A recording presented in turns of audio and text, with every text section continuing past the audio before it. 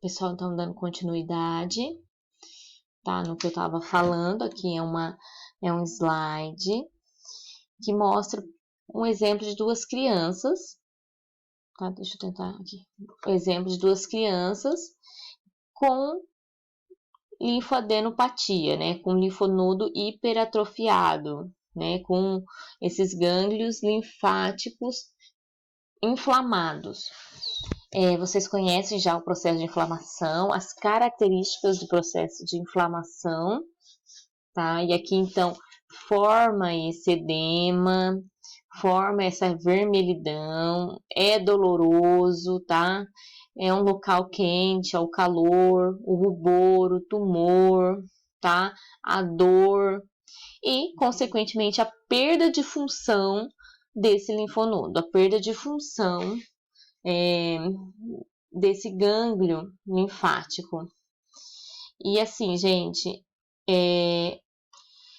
eu lembro que eu falei para vocês da fagocitose. As primeiras respostas que ocorrem é a fagocitose, é quando a célula, macrófago, vai lá e engloba, então, o micro-organismo. Só que aqui é um verme grande, sabe? De até 10 centímetros. Como que ocorre esse englobamento, essa fagocitose? Não existe aqui, não ocorre. Então, o sistema imune responde de uma outra maneira. Como eu falei nos slides anterior, aqui, ó. Em torno das filárias desenvolve-se granulomas. O que é granulomas? É um tecido conjuntivo junto com uma resposta inflamatória de várias células, né? E ali calcificam os vermes. Eles tentam, então, matar os vermes, calcificam os vermes. Igual ocorre quando eu falo assim, olha, larva migras visceral. A larva vai lá e para no fígado, no pulmão. Ocorre uma calcificação, né? Uma reação ali, um granuloma. Porque não há um processo de fagocitose. Então, a calcificação do verme faz com que haja, então, atrofia dos linfonodos, eles se tornam dolorosos. Então, assim, são os primeiros sinais que as pessoas vão levar a criança no médico, né? Procurar, então, atendimento clínico. Olha, meu filho está com linfonodos doloridos, inchados, inflamados, enfim. E aí, o médico já tem várias suspeitas. Ele nunca vai logo de cara, olha, uma parasitose, o Escherichia Bancroft, não dá para saber, né? Se for de uma região endêmica, é mais provável que o médico já tenha conhecimento. O que tem que fazer aqui? Ó? Eu não posso diagnosticar esse linfonodo, porque pode ser outras doenças também, como a filariose. Daí eu posso fazer uma punção, tá? Nessa punção eu posso então fazer uma biópsia para ver se tem fragmentos do verme ou o próprio verme, né? Posso fazer o DNA para ver se tem o parasito, o PCR, então eu posso fazer uma biópsia para confrontar. Gente, também ocorre a linfangite. A linfangite é a inflamação dos vasos linfáticos, né? Ocorre a inflamação e dilatação, né? Então vai ocorrer as varizes. A partir do momento que os vasos linfáticos dilatam, eles perdem a sua função, né? Eles dilatam, eles já não têm a mesma elasticidade, não têm a mesma capacidade de exercer a sua função. Nos órgãos genitais, principalmente dos homens, ocorre a linfangite de cordão espermático, né? Então, ali também um processo inflamatório. Gente, por quê? Essa região ela é muito comum, né? Como eu falei, dos membros inferiores.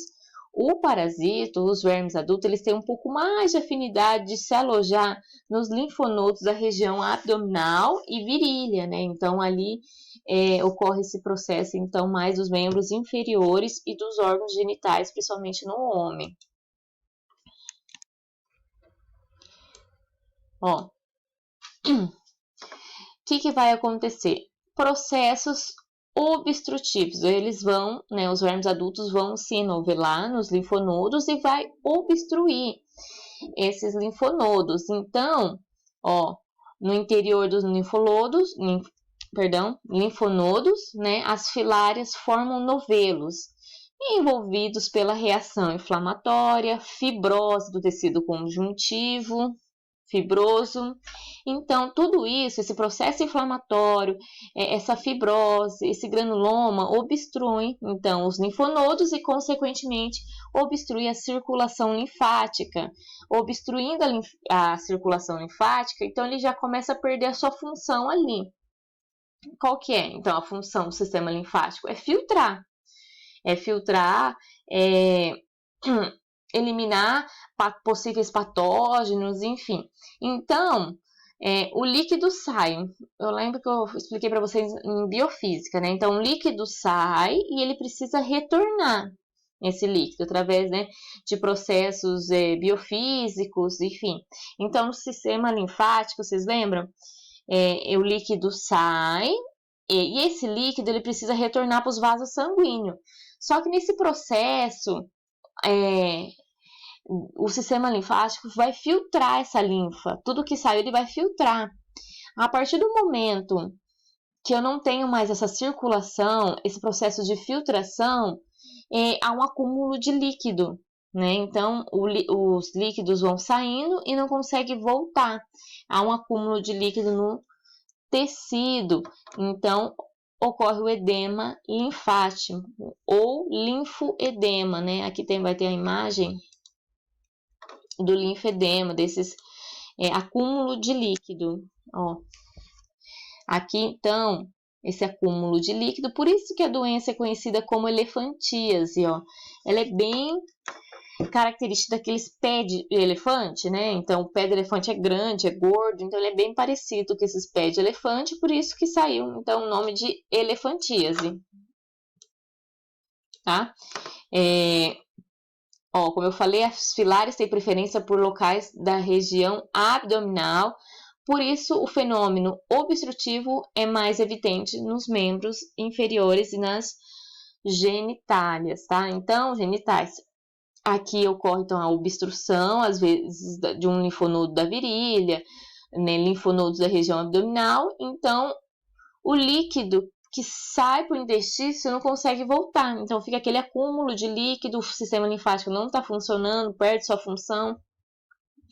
E esse acúmulo de líquido, gente, faz com que a pele se estenda, né? A pele perde sua elasticidade, a pele também perde um pouco da sua função, né? E aqui, ó, já é um caso irreversível, já não tem como recuperar essa pele perdida, essa pele que foi, né, espessa, ela perdeu a elasticidade, então não tem como recuperar. E assim, um dos grandes problemas também dessa doença, como a pele ela acaba ficando mais grossa, áspera, ela acaba rachando, sabe? Ela não tem aquela elasticidade, então ela acaba rachando, e essas rachaduras, gente, faz com que haja proliferação de bactérias. Então, a doença, ela está associada, então, com infecções bacterianas também, né? Porque ali nessas rachaduras ocorre, então, a presença de bactérias, a bactéria consegue, então, entrar ali na pele, causar todo um processo de inflamatório. Vamos lá. Então, elefantíase, porque tem essa característica mesmo de pé de elefante grande, é um conjunto de manifestação irreversível, tá? Principalmente nas pernas, nos órgãos genitais externos, é mais raro, né? Nos braços, na mama, tá? Complicação, há um déficit de circulatório. Claro, o sistema linfático parou de funcionar, ele perdeu sua característica, ele dilatou, ele, né, formou aquelas varizes, ele obstruiu os linfonodos, então dificulta a função do sistema linfático, que a função dele é filtrar essa linfa que está acumulando ali, tá? Ocorre alteração na pele, aumento da espessura, perda da elasticidade, ela fica ressecada, né? Ocorre o aparecimento de rachadura e, então, infecções bacterianas, tá? Então, sempre pode estar associada com infecções bacterianas, é um quadro já bem complicado, crônico, irreversível. Aqui. como é feito o diagnóstico? Como eu falei, né? As pessoas vão chegar lá com linfonodos hiperatrofiados, o médico já, se for uma região endêmica, já pode desconfiar. Então, ele chega lá bem com os linfonodos inchados, febre, às vezes uma tosse, enfim. Mas tem que associar, então, com a presença do parasita. Eu tenho que fazer a biópsia do linfonodo para ver se realmente o linfonodo tem a presença dos vermes, tá? Faço uma biópsia. Gente, não adianta eu chegar e fazer o IgG ou IgM, tá? Por quê? Porque o IgM, ela é uma fase que passa desapercebida nessa doença. Então, na fase aguda, ele não vai ter esse processo de linfonodos hiperatrofiados, não. Ele já está iniciando-se a fase crônica. Então, provavelmente ele pode ter o IgG positivo. Tá, beleza, deu o IgG positivo, mas será que esses linfonodos da filariose, da Wuchereria bancroft? Por quê? Eu pergunto isso. Porque ele pode estar com outra doença e ele já teve contato com essa doença filariose há muitos anos atrás. Então, assim, será que esse IgG é atual ou é antigo, né? Então, teria que fazer a biópsia. Ou, se não tiver os linfonodos, eu preciso fazer análise do sangue, verificar a presença das microfilárias. Como eu falei, os vermes adultos, macho e fêmea, se acasalam, né? E liberam, então, as larvas, né? As microfilárias. Aqui não existe a parte dos ovos, tá? Ovos, enfim, aqui é filária e microfilária. Então, liberam essas microfilárias no organismo, tá? Do homem, no sistema circulatório elas ficam. Só que daí ela tem um tempo de vida de 6 a 2 anos, depende do paciente. Só que daí eu vou fazer um exame de sangue para ver se eu tenho realmente a filariose, né? Deu IgG positivo, vamos ver se eu tô no momento, numa fase larval. Faço o exame de sangue e dá negativo, não acho a microfilárias. Por quê? As microfilárias, gente, ela tem hábitos noturnos. Então, elas, durante o dia, essas microfilárias se alojam nos capilares do pulmão. Elas vão se alojando nos capilares do pulmão e durante a noite elas saem e vai para a corrente sanguínea. Por quê? Porque esses parasitas, eles são bem espertos, gente. Eles querem sobreviver, eles querem se propagar. Então, o que acontece? Essas microfilárias vão para o sangue à noite, porque o mosquito culex tem hábitos noturnos. Tem hábitos, então, chegar lá na pessoa, a pessoa está dormindo, chegar e pica a pessoa. Então, esse mosquito, ao picar a pessoa contaminada, ele se contamina. Certo? Então, como o mosquito tem hábitos noturnos, a microfilária só vai para a corrente sanguínea à noite. O certo seria fazer o exame de sangue da meia-noite às 3 horas da manhã, que é onde, então, as microfilárias estão percorrendo a corrente sanguínea. Durante o dia, elas se escondem, se alojam nos capilares. Lembrando que essas microfilárias não se tornam vermes adultos no homem. Ela precisa passar pelo ciclo no mosquito. Essa doença é heteroclínico, dois hospedeiros, precisa passar pelo mosquito para poder, então, sofrer maturação. E aí o homem pica outra pessoa, o mosquito pica outra pessoa, e daí pica o homem, e daí injeta essa larva madura. E essa larva madura, então, passa a se formar verme adulto. E assim vai.